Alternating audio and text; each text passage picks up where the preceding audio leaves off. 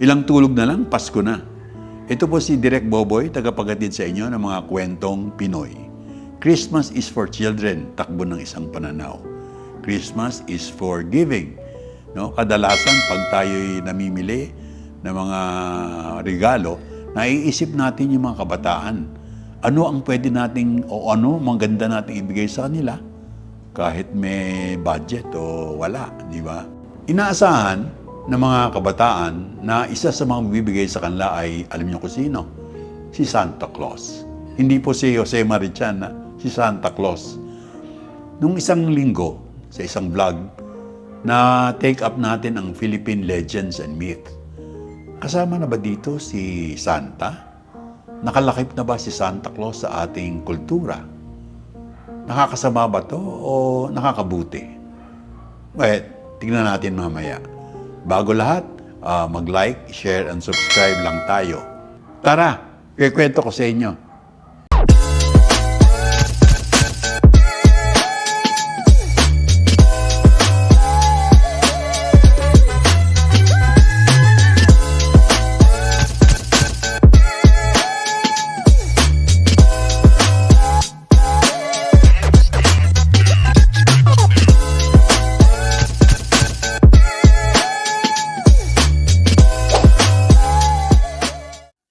Last year, December, lumipad kami sa Estados Unidos para umattend ng kasal ng isang pamangkin.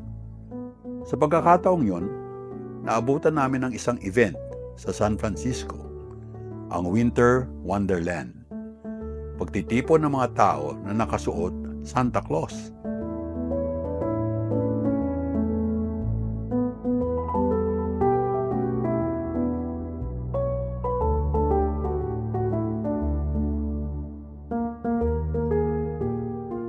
Ito naman ang ating Santa, kumakayod.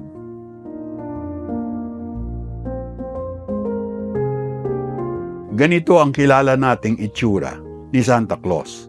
Lumobo siguro sa kakakain ng fast food at kakainom ng soft drinks at sa napakalaking komersyo na naging epekto niya. Nag-evolve po ang persona at itsura ni Santa Claus mula kay Saint Nicholas, Saint Nick kung tawagin. Isang ulila sa Greece noong 4th century na nagmana ng napakalaking kayamanan. Pinamahagi naman niya ito sa iba, lalo na sa mga kabataan. Ang tawag ng mga Dutch kay Saint Nick ay Sinterklaas, na naging Santa Claus sa English.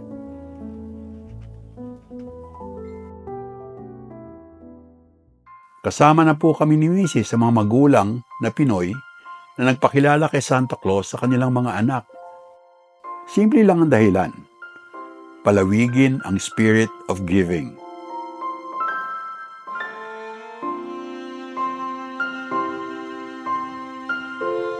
Malikot ang mga imagination ng mga bata.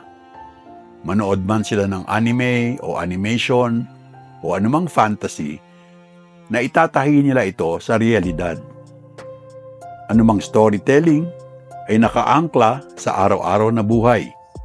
In our case, we prepared our children in the eventual farewell of Santa Claus, na may Pasko na hindi na siya darating dahil may edad na sila. Kahit na siguro nagtataka sila na sa panahong tagmais ang mga magulang nila, tila mga candy mula sa malapit na grocery ang nasa Christmas stocking. Hindi imported. Finally, isang araw, nakatanggap sila ng sulat mula kay Santa na yun na nga, mag-move on na nga siya at ibang mas bata pa ang kanyang bibisitahin. I also felt the pain. Kailangan siguro. May mga pag-aaral na yung paniniwala kay Santa Claus is much more beneficial, much more beneficial than being harmful. Siguro, yung mga nararamdaman na kirot in the realization ng buong kwento ni Santa Claus ay hindi doon nagtatapos. Bagkus, ang nangyayari pa ay yung sense of giving, sense of generosity, pinapasa nila sa kanilang mga anak at doon pa sa mga ibang bata, no? Maganda 'yon, di ba? Si Santa Claus ay isang magandang simbolo ng pag-asa, bigayan at gumawa ng tama.